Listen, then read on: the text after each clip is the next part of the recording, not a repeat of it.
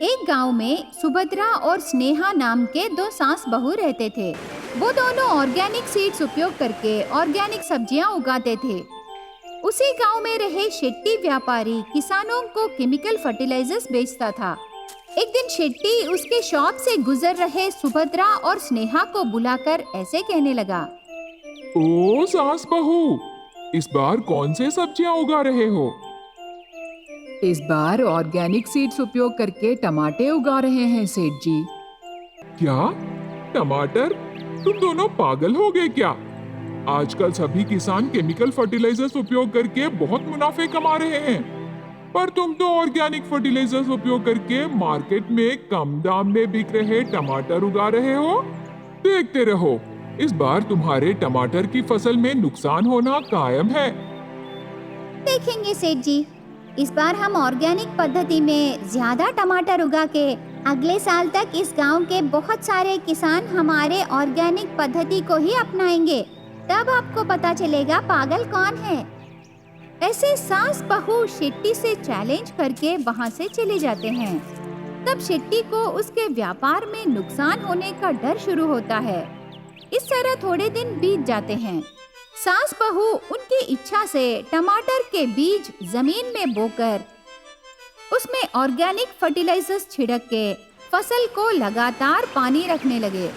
उससे टमाटर के पौधे उग के लाल लाल टमाटर आते हैं।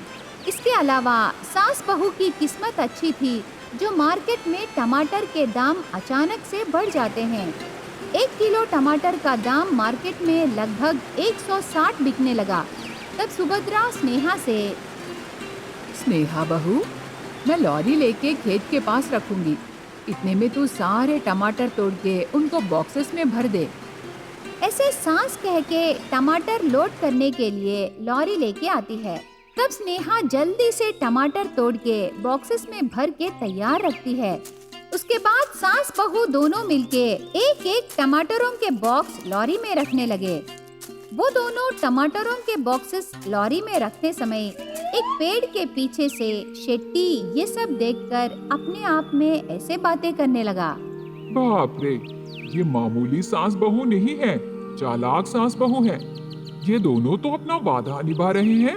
अभी तो ये दोनों लॉरी में टमाटर लेके मार्केट में पूरा माल बेचने से उन्हें बहुत पैसे मिलेंगे। ऑर्गेनिक खेती में ये दोनों जीतने से कल से इस गांव में कोई भी किसान मेरे पास बीज और रसायन खरीदने नहीं आएगा। इसीलिए किसी भी हालत में इन दोनों को मार्केट तक नहीं जाने देना है। ऐसे शेट्टी सोच के वहाँ से चला जाता है। ऐसे रहते समय सुभद्रा और स्नेहा उनके टमाटरों के बॉक्सेस लॉरी में रख के दोनों मार्केट को ले जाने लगे। बीच रास्ते में लॉरी चला रही बहू से सास ऐसे कहने लगी। संभाल के स्नेहा, लॉरी को धीरे चलाओ ना। ठीक है सासू माँ, हमारे टमाटर बेचने के बाद आए हुए पैसों से आपके लिए दवाइयाँ खरीदेंगे। आजकल आपका घुटनों का दर्द बहुत बढ़ गया ना। ठीक है बहू, मेरे बारे में छोड़ दे। इस लॉरी को छोटे छोटे रिपेयर्स हैं। हमें पैसे आने के बाद इसे एक बार मैकेनिक को दिखाएंगे बहू। ऐसे सास बहू टमाटर बेचने के बाद आए हुए पैसों से क्या क्या करना है बातें करते करते जाने लगे। शेट्टी रोड के बाजू रहे पेड़ के पीछे छुपकर एक अंडा लेके निशाना देखकर सास बहू के लॉरी के आईने पर फेंकता है। उससे आईने पर अंडा फोड़ के स्नेहा को रास्ता दिखाई नहीं देता। स्नेहा को रास्ता दिखाई नहीं देने पर वो सीधा जाके रोड डिवाइडर को मार देती है। उससे एकदम से लॉरी उल्टा होकर गिर जाती है। तब लॉरी में रहे पूरा माल रोड पर गिर जाता है। बहुत ज्यादा रेट रहे टमाटर रोड पर गिर जाने पर वहाँ के सभी लोग बिना सास बहू की मदद किए टमाटर ले जाने लगे।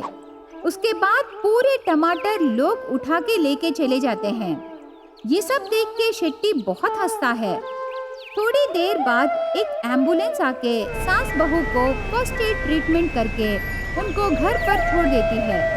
घायल हुए सुभद्रा और स्नेहा को शेट्टी देखकर पूरे गांव वालों के सामने शेट्टी उनका मजाक उड़ाने लगा। सुनो रे, ये सास बहू टमाटर लेके गए ना, तो पैसे लेके आना है ना, लेकिन घायल होके आए। ऐसे शेट्टी कहने पर वहाँ रहे लोग भी हंसने लगे। सुनो गांव वालों, आप सबने भी देखा ना, ऑर्गेनिक पद्धति में सब्जियां उगाकर उनको बाजार में बेचना पता है कितना मुश्किल काम है। इसीलिए मेरी बात सुनो, मेरे दुकान में केमिकल फर्टिलाइजर्स खरीद के तुम्हारा पूरा माल मुझे ही बेचो, तब तुम्हें आसान से पैसे मिलेंगे। ऐसे शेट्टी कह के उस गांव के किसानों को भरोसा दिलाने लगा। उससे उस गांव के किसान शेट्टी की बातों से सहमत हो जाते हैं। तब सुभद्रा और स्नेहा घर में बैठ के ऐसे बातें करने लगे। ये क्या सासू माँ, ऐसे हुआ, हमारे पूरे टमाटर के बॉक्सेस ले गए। सुबह हम मार्केट को जाने से पहले भगवान के पास रखे एक टमाटर ही बचा है सासू माँ। ऐसे कह के सुबह मार्केट को जाने से पहले भगवान के पास रखे वो एक टमाटर सास को देती है। तब सुभद्रा वो टमाटर देखकर आंसू बहाने लगी। सुभद्रा के आंसू टमाटर पर गिर के एकदम से वो टमाटर बहुत बड़ा होके ऐसे कहने लगी, चिंता मत करो सुभद्रा, तुम दोनों बहुत मुश्किल से जैविक तरीके में मुझे उगाए, पर फसल के पैसे हाथ आते समय ये खतरा हो गया। तुम दोनों को देखने से मुझे बहुत तरस आ रहा है। मेरी माया शक्ति से मैं तुम दोनों के लिए बहुत सोना दूंगी। देखो माया टमाटर, हमें सोना नहीं चाहिए, हमारे खोए टमाटर ही चाहिए। ठीक है, तेरी इच्छा पूरी होगी। मैं तुम्हारे टमाटर दुगना दूंगी। उन्हें बेच के तुम एक नया लॉरी खरीद लो। ऐसे कह के वो माया टमाटर दुगने टमाटर प्रदान करती है। अगले दिन सास बहू उन टमाटरों को मार्केट में बेच के बहुत पैसे कमा के गांव में मुफ्त के ऑर्गेनिक फर्टिलाइजर्स और सीड्स का शॉप खोलते हैं। तब से गांव में सभी किसान शेट्टी शॉप में केमिकल फर्टिलाइजर्स खरीदना बंद कर देते हैं और सास बहू के पास खरीदे ऑर्गेनिक फर्टिलाइजर्स और सीड्स से फसल उगाने लगे। उससे पूरा गांव समृद्ध रहने लगा। दुर्गापुर गांव में रहे सुभद्रा और रानी नाम के दो सास बहू उनके गांव के दुर्गा माता मंदिर के पास एक समोसा दुकान रख के समोसा बेच के जीने लगे। उनके दुकान से थोड़ी दूर में मनीष नाम के एक व्यक्ति को भी समोसा दुकान है। इन दोनों में से मनीष के दुकान को ही ज्यादा लोग जाते थे। एक दिन रानी हाथ में मक्खियाँ मारने की लकड़ी पकड़ के दुकान में बैठ के आराम से सोने लगी। उस समय सुभद्रा वहाँ आने लगी। वो बहू को देखकर ऐसे कहती है, अरे हो रानी, समोसों के ऊपर मक्खियाँ बैठे रे, तू तो आराम से सोने लगी। ऐसे सुभद्रा आकर चिल्लाने पर रानी एकदम से नींद से उठ के उसके हाथ में रही लकड़ी को हिलाते हुए, हाँ सासू माँ, अब आके कितना देर हुआ? मेरे बारे में छोड़ना, समोसा खाने कोई आए क्या? हाँ आए, एक कौवा आया, 5 चींटी आए और मक्खियाँ तो बोल ही नहीं सकते, अनगिनत आए सासू माँ। तेरा सर रे, मैं कस्टमर्स के बारे में पूछ रही हूँ। कस्टमर सा एक भी नहीं आए सासू माँ। ये क्या रे, स्वादिष्ट समोसे बनाने पर भी एक भी नहीं बिक रही। उदास मत होइए सासू माँ, बड़े कहते हैं हर एक का समय आना है, पर आपके विषय में तो टाइम मशीन से भी कोई लाभ नहीं रहेगा। ऐसे रानी जोक करने पर सुभद्रा भी हंसती है। इस तरह दिन बीतते गए। एक दिन दुर्गा माता का दर्शन करने एक बूढ़ी पैदल जाते हुए सुभद्रा का गांव पहुंचकर ऐसे सोचने लगी, सुबह से पैदल चल के मुझे बहुत भूख लगी है। यहाँ पास में कोई मंदिर रहने से वहाँ जाकर प्रसाद खा के पेट भर लूंगी। ऐसे सोचकर दादी मंदिर को ढूंढने पर उसे एक देवी माता का मंदिर दिखाई देता है, पर उस मंदिर के दरवाजे बंद रहने पर वो निराशा से ऐसे प्रार्थना करने लगी, माता अन्नपूर्णा देवी, इस बूढ़ी की भूख मिटाएगी सोच के आशा से तेरे दरमियान आई, पर तेरे दरवाजे तो बंद हैं। तुझे प्रणाम करके इस रात के समय भिक्षा मांगने जा रही हूँ। मुझे थोड़ा खाना दिला माता, आशीर्वाद दो। ऐसे दादी प्रार्थना करके रात के समय भिक्षा मांगने जाती है। तब एक भी व्यापारी दादी को खाना नहीं देते। दादी हर एक दुकान के पास जाती है। आखिर में मनीष के दुकान के पास जाकर खाने को कुछ है तो दान करो करके पूछती है। तब वो मनीष घमंड से ऐसे जवाब देता है। ओ बूढ़ी, जा यहाँ से। तुझे भोजन दान करने के लिए ये कोई सराय नहीं है, ये समोसों का दुकान है। ऊपर से इस समय बहुत सारे गिराक भी आएंगे।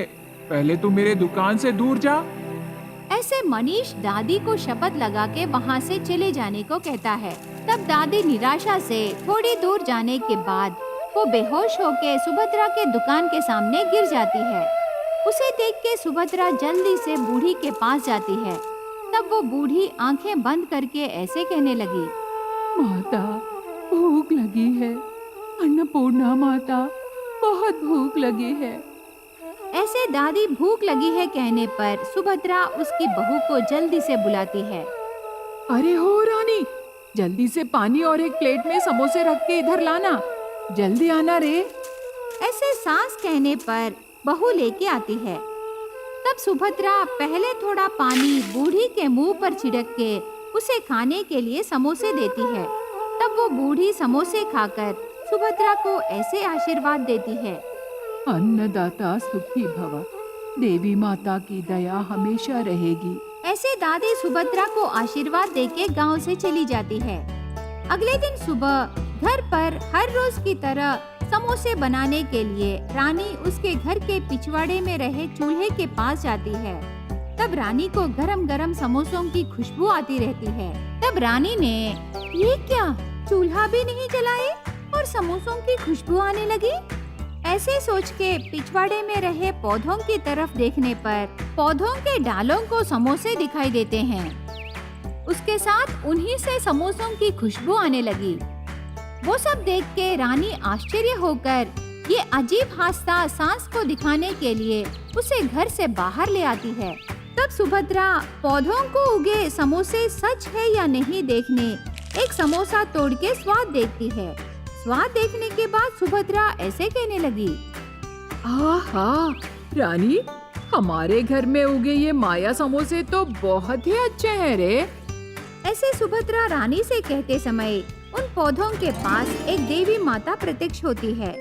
सुभद्रा, कल तुमने मेरी बूढ़ी भक्त की भूख मिटाई, इसीलिए मैं तेरे पिछवाड़े में माया समोसे उगाई। आगे से तेरे व्यापार में तुझे निवेश करने की कोई जरूरत नहीं है। तू जब चाहे तब जितने चाहे उतने समोसे तोड़ सकती हो, पर इन पौधों को हर रोज सुबह सिंदूर का पानी और शाम को हल्दी का पानी डालना है। याद रखो सुभद्रा, आगे से तुम्हारा समोसा व्यापार सोने के व्यापार जैसे मुनाफे लाएगी। तेरी सारी परेशानियां दूर हो जाएंगे सुभद्रा। ऐसे कह के देवी माता गायब हो जाती है। तब से रानी और सुभद्रा उन पौधों को जैसे देवी माता बोली वैसे ही सिंदूर का जल और हल्दी का जल डाल के उन पौधों को उगे गरम गरम माया समोसों को दुकान में बेचने लगे। उस दिन से देवी माता प्रदान किए माया समोसों का स्वाद गांव वालों को पसंद आके मनीष के दुकान के पास जाना ही बंद कर दिए। सुभद्रा का समोसा व्यापार अच्छे से चलने पर मनीष चुपके से सुभद्रा के पीछे फॉलो होके दीवार के पीछे छुपके माया समोसों के पौधे देखता है। तब मनीष ऐसे सोचने लगा। हो, तो ये सास बहू के समोसों के पीछे ये कारण है। ऐसे सोच के एक दिन रात को सुभद्रा और रानी सो जाने के बाद उन्हें बिना बताए ही मनीष उनके पिछवाड़े में चुपके से जाकर एक फावड़ा की मदद से 2 पौधे निकाल के उसके बगीचे में लगाता है। मनीष वो पौधे लगाने के बाद उन्हें नॉर्मल पानी डालता है। तब उन्हें भी समोसे उगते हैं। मनीष को मुफ्त में समोसे मिलने पर खुशी से उन्हें उनके दुकान में बेचने लगा। मनीष के दुकान में समोसे खाकर कस्टमर्स को उल्टियाँ हो जाते हैं। तब एक कस्टमर को शक होके उस समोसों में क्या है जांच करने तोड़ के देखता है। तब उसमें कीड़े मकोड़े रही सब्जी रहती है। उसे देख के कस्टमर शॉक होके सबसे ऐसे चिल्ला के कहने लगा। गाँव वासियों, ये समोसे नहीं सरासर धोखा है।